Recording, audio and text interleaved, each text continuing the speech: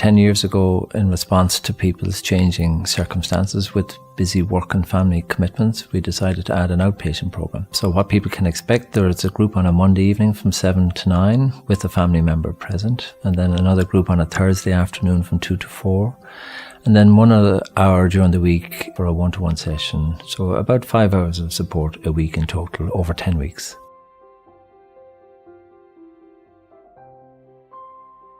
One morning every week we do a psychoeducational workshop which helps support people to get a better understanding of mindfulness and how that can be incorporated into their lives and into early recovery. Probably one that is really beneficial is mindfulness can be very helpful around stress, and it can help people to create pauses in their day, create a space which then can support them to deal and to manage the stresses that they may be facing within early recovery, and help them to turn up for what they may find difficult. And then it can also be beneficial lifelong in terms of dealing with life and the different aspects that life brings.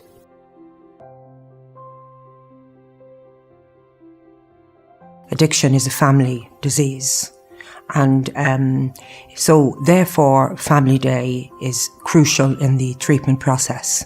It's a forum which facilitates a bringing together of clients, families, significant others and concerned persons.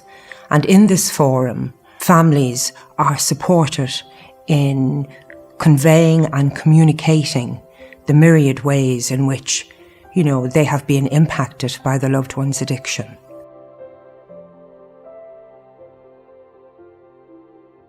The benefits of group therapy would be that when people have come from an isolating, destructive place in addiction and how they've been living, that to come into group therapy, they're able to begin to open up and to meet themselves, and that they're not alone.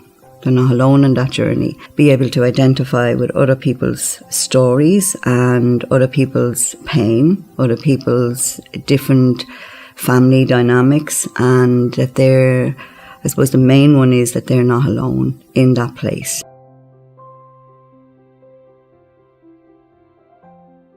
We, the nursing team at Rutland, are compassionate, supportive, good listeners, help them in any way we can, and if any medical issues arise, we're there. If they cut their finger even or something, they come to us for all these little things, and we administer medication if they're on medications for whatever illnesses they may have apart from their addiction.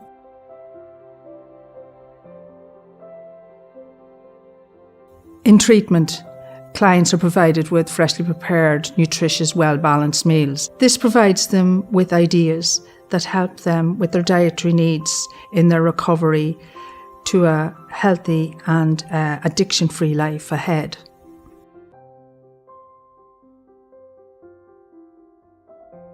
When people come to the Rutland Centre, it's often on the back of a crisis, be it in their relationship or in their work life or even in terms of a legal situation arising. So my hope for them is often a bit more ambitious than their hope for themselves. Oftentimes people are wanting to get back to how things used to be. But in truth, the problems started in that context. So my hope for them would be that things can move forward into a better place where people are feeling more contented, and yes, that they achieve abstinence, but abstinence is just a necessity for building on into a wider, more contented recovery where they develop better relationships with themselves, and that those benefits will ripple out to all the family and even to future generations. So I guess my hopes and expectations are pretty big from what a person can expect to get from treatment in the Rutland.